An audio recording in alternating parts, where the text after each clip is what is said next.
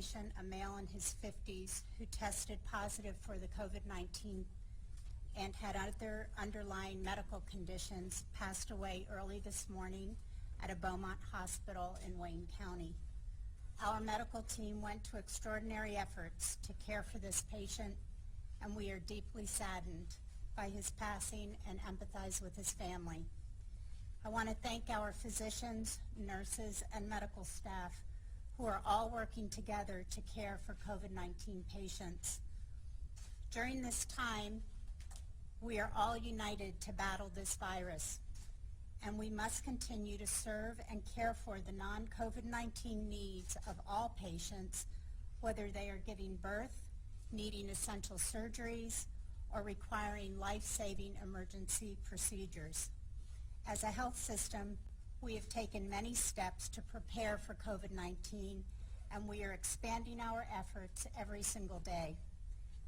While we are all saddened by the first death of a Beaumont patient who tested positive for COVID-19, it is also critically important for the public to understand that all efforts underway to stop the spread of this virus and treat people who are ill. I'd like to now turn it over to Dr. Nick Gilpin, Beaumont Health's Medical Director of Infection Prevention and Epidemiology. This is an unprecedented situation in Michigan and across the country that we're dealing with right now. I'm incredibly proud of our team at Beaumont, and I'm incredibly proud of all my brothers and sisters in healthcare across the country who are battling this situation. I want to talk about Beaumont's response. Beaumont has built a large-scale COVID-19 screening and testing operation. We really need your help in the media to get this message out to the public, because we think it's important and it's time to have this conversation. Coronavirus testing is being processed on-site at Beaumont on a limited basis. We simply do not have the bandwidth, the testing supplies to test everyone. On Tuesday, March 17th, Beaumont processed approximately 500 tests. We've also sent more than 1,000 other tests to state and other national labs for testing. Testing facilities are being overrun. I want to be clear that not everyone with COVID-19 symptoms, which includes fever, cough, and shortness of breath, needs to be tested. What I'm calling this is the pivot. COVID-19 is in our community. It's with us. It's not just something that lives overseas anymore. It's in our backyard. And so a lot of patients who are experiencing relatively mild symptoms, who don't have underlying medical conditions, who are young and otherwise healthy, frankly, do not need to be tested, because it will not change the way that we manage you from a healthcare perspective. But Beaumont does recommend talking with physicians or nurses on the phone prior to seeking testing if you do think that testing is necessary. And we've also set up curbside screening at all of our Beaumont facilities to help facilitate this. On March 17th, Beaumont staff screened about 1,500 patients at our curbside facilities. We also have a coronavirus hotline. That number is 800-592-4784. That's staffed by Beaumont nurses and staff members. The purpose of this hotline is to help triage people appropriately to the right level of care. If you call the hotline and you don't have moderate or severe symptoms, there's a very good chance that you will not be directed to testing. But if you do have medical conditions that put you at higher risk, or advanced age, or if you have moderate or severe symptoms, you may be directed for further evaluation. Beaumont has also put in place visitor restrictions at all of our campuses. We're also canceling non-essential surgeries and other non-essential services such as physical therapy, occupational therapy, speech and language therapy, cardiac rehab, pulmonary rehab, and other non-essential services have been put on pause. The main Beaumont Command Center is helping the entire Beaumont team coordinate and share resources. We're also working closely with state and federal health agencies and lawmakers. We're having those conversations on an almost daily basis. Our mission right now is to protect our patients and the public but our mission is also to protect our staff. We are providing our staff with adequate PPE, that's personal protective equipment, and we're educating them on how to properly use it. We're also following all appropriate infection control procedures, and we're collaborating with other healthcare systems to make sure that we're all providing the same information to our employees and our patients. I'd like to turn it back over to Susan now. Thank you. Thank you, Dr. Gilpin. Also like to let you know that we also plan to launch an online risk assessment tool this afternoon, later today, which will also help us serve our patients during this pandemic. This online risk assessment tool will assist people who, as Dr. Gilpin has said, do not need to be tested and do not have underlying medical conditions to be able to go on this online to do this risk assessment and to determine what the best steps are for them to take at this time. Again, I want to thank our Beaumont physicians, nurses, and all of our employees for their amazing work in fighting this virus, and I'd like to join Dr. Gilpin in thanking our brothers and sisters in healthcare around the country in joining this fight as well. So now we can take some questions, but please note that we are limited in what we can say due to patient privacy laws. Ms. Grant, can you tell me where this patient may have gone? This will probably be one of the first questions the public would like to know. Sure. Yeah. We can't talk specifically about which hospital the patient was cared at. It was one of our Beaumont facilities. I just can't get into the underlying conditions. Is there anything else you can tell us about this person? We're still working on getting that information ourselves. We can't really talk about specifics regarding the patient's condition. Do you have any sense yet of whether it was a travel-related case, community spread case? There's no information at this time that it was travel-related or community-related. Are you able to tell us how long he was hospitalized? We do not have. Don't have that information either.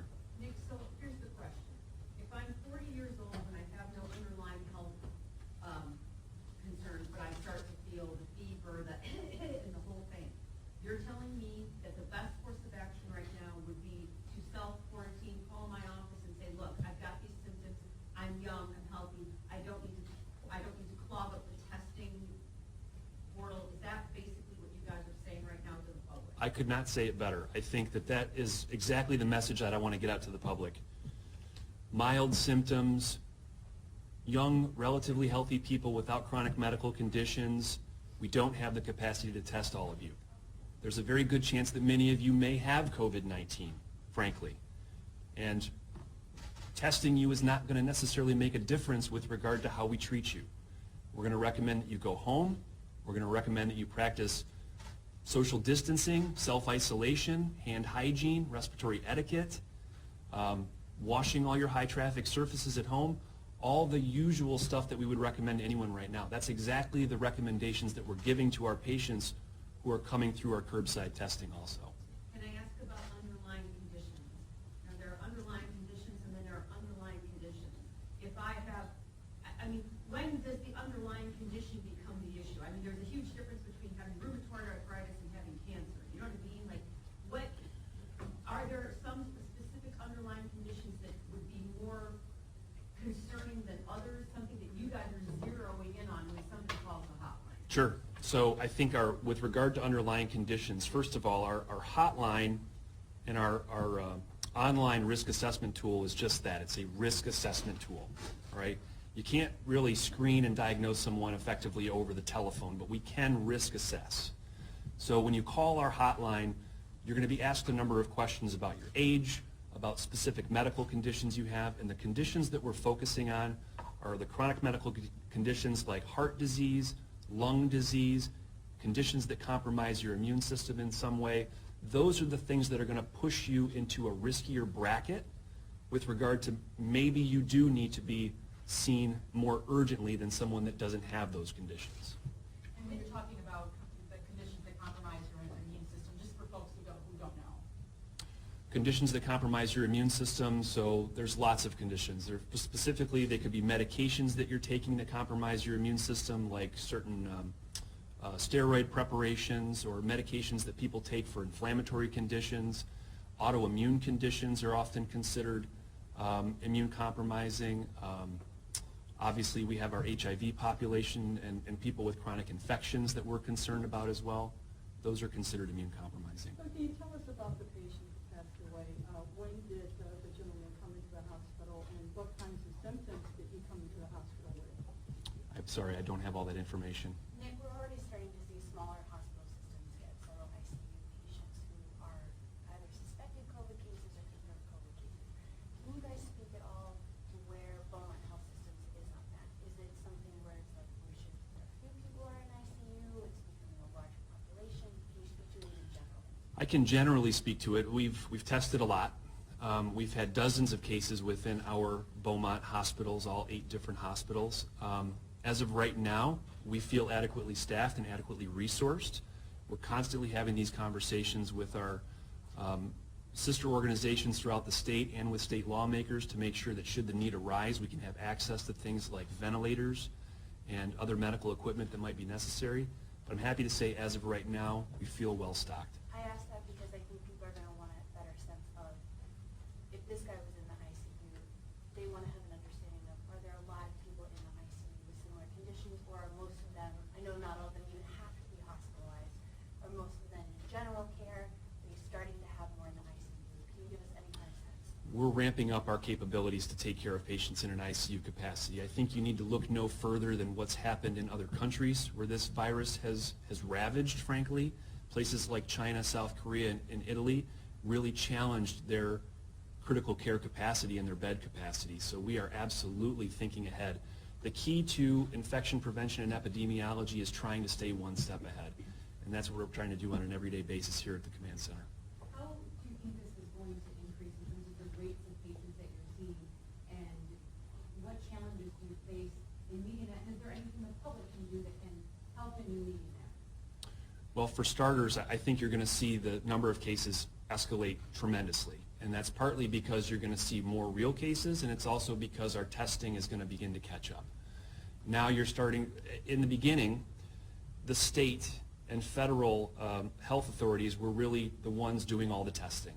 Now you've seen that testing capability go out to private labs. Now you're starting to see healthcare systems adopt their own testing. So with more and more people testing, you're going to have more and more positives, which mean more and more confirmed cases. But you're also going to see a lot of those patients start to present themselves to healthcare because the virus is also spreading through the community. And I'm sorry, what was the other part of your question? Is there anything the public, with the increasing, are there concerns about capacity, and at what point are there estimates, projections that you guys are making? And is there anything the public can do to help mitigate what you're expecting to happen? Right. I think what I want the public to know is if you're not sick, if you're asymptomatic, if you think you've been exposed, call us. Don't come showing up to our emergency department, okay? We need to preserve our precious resources. And right now, our precious resources as healthcare providers are our testing capabilities, our personal protective equipment, our beds, and our staff. Those are the things that are more precious than gold to us right now. And having people come in that frankly are not that sick consumes those resources, and it really hinders our ability to provide care to the ones that need it the most. How are your people holding up? It's stressful. I'm not going to lie. It's stressful, and I worry about my staff all the time. But you know what? I've also seen the response here just like I've never seen anything before. I feel like people are banding together. We know we got to get through this. It's mission critical. What kind of capacity increase are you seeing in order to handle the expected influx of patients? You want to talk about that? Capacity increase? Yeah. As Dr. Gilpin said, we've been planning every single day to anticipate a surge of patients, and so we have been reallocating resources so that we can be prepared for when that happens. What do you say to folks, I mean, when you hear about the first death, in our state, it's scary. What's the message that you want to get out to people? I want to again say that my sympathies are with the family of that patient. It's a very sad day, obviously, and it's never any good to have a patient die, but I think that we also have to prepare ourselves that there will be more. Just simply being realistic, I think that we're really just kind of seeing the tip of the iceberg here. And we know statistically from other countries and other states that have experienced this on a larger scale than we have so far, that there will be a significant number of critically ill patients. There will be a significant number of patients that will die from COVID-19. But I also want to make sure that we're emphasizing that the vast majority of people who get COVID-19 will recover, and they will recover uneventfully. And that we're talking about a number that's probably close to 80, 85, 90% of people who get infected will recover uneventfully. And I think that's the message I want to hammer. Is sure, for a lot of you out there, you do need medical care, and we want to be able to provide it to you. But for the majority of you, you'll be okay. I want to add to that in terms of capacity. While we're making room and anticipating needs and making sure that we are able to manage any needs that the COVID-19 patients may have, we are continuing to care for and ensure people in our community that we are continuing to care for and meeting their needs. We still have people who have heart attacks, strokes, babies, and we are here for them. In terms of ventilators, we've heard about other countries running out of the ventilators needed. What is the situation here, and is there a call for the federal government to expedite any process? Is that something you guys are dealing with? Yes, we are working with state and federal officials to ensure that we have the equipment and supplies we need. It is a challenge right now, but we are continuing on that every day. How many more Can would you like? you go back over the figures again once more, if you don't mind? You did 500 tests on Tuesday? What is the current capacity, total beds across all eight Beaumont hospitals, and what are you running percentage-wise right now?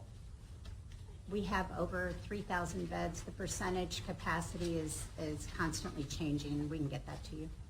What can you tell us about exposure to staff and the community from this particular patient? Are there concerns there? I'm sorry, can you repeat the The question? particular patient today, are there concerns for exposure to your staff? And is it known their contacts in the community? Are they being reached out to, family, friends? We're being very diligent to make sure that our staff have what they need to appropriately and safely care for these patients. And, addressing that as we go along and ensuring that they have what they need.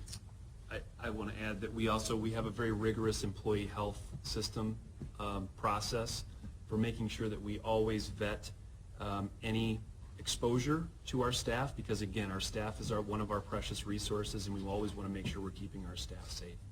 Can you speak to that a little bit? Different hospitals and health centers have evolving policies about who gets a surgical mask versus an N95, is it doing temperature screenings of staff coming in?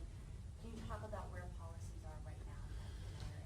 Well, just respect the fact that this is a moving target. I think that's the biggest message here, is that what we're telling our employees and our staff today about PPE use and what our restrictions may or may not be might be completely different tomorrow. I think the big message right now is when employees are exposed to a patient with COVID-19, as long as they're wearing their PPE appropriately, there are no need for any concerns or work restrictions. It's really in those situations where someone, it was an unknown, or maybe someone wasn't wearing their PPE appropriately, that employee health needs to get involved, and we have a process for evaluating that. Would you consider a surgical mask or an N95? Which one of those are, when you say PPE, what are you saying is sufficient for protection? I mean, I could get in the weeds on, the details, but, Like surgical mask or? Well, so what we're recommending right now is for patients who have confirmed COVID, we prefer an N95 mask. But we're also willing to flex if supplies don't allow for us to use N95s. We feel that a surgical mask is a reasonable alternative. We know that COVID-19 is a pathogen that's spread mostly by droplets, and we know that using surgical masks in those situations provides an adequate amount of protection for most of our staff. Just take a couple more questions and then they got to go. There's a shortage of masks and gloves all around. Yes. Would a clean towel or handkerchief, rag around your mouth and nose, would that suffice for protection? I would say not. Okay. And I know the man is in his 50s. Do we know the exact age? We're not really seeing that. I'm sorry, there's so much information gained for those individuals? I think that matters. I think we're still learning ourselves, frankly. This testing data that's coming from the state is having a hard time getting a full picture because private labs aren't required to report how many they've tested, how many were negative. You think there needs to be some kind of uniformity to this system fast? Yeah, I think we do. I think we need to start, testing is important. We want to be able to offer testing. We want to be able to offer testing to our patients. I think in a perfect world, I would love to be able to test everyone that wants a test. Reality is, I can't. I simply can't. And I don't think any healthcare system will tell you that they can right now. And so absolutely, I think it's a break the glass moment for testing, that we need to be having these conversations, and we have been having these conversations with our other healthcare partners, with the Michigan Hospital Association, with lawmakers, with the state and federal health authorities, to really try to free up the capacity to do more testing. Absolutely. All right, last question. In the 8 Beaumont hospitals, how many inpatients do you have that have been diagnosed with COVID-19? I'm comfortable telling you we have dozens. I can't give you a specific number because unfortunately that number seems to move almost hourly.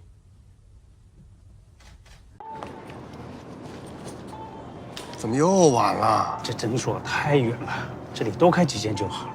政府里需要有我们的人，需求才会被听到。哎，你这……哎，你们两个都对，可光说有什么用呢？填好2020年的人口普查，就可以协助公共资金的分配，比如地方医疗、更多的政府席位。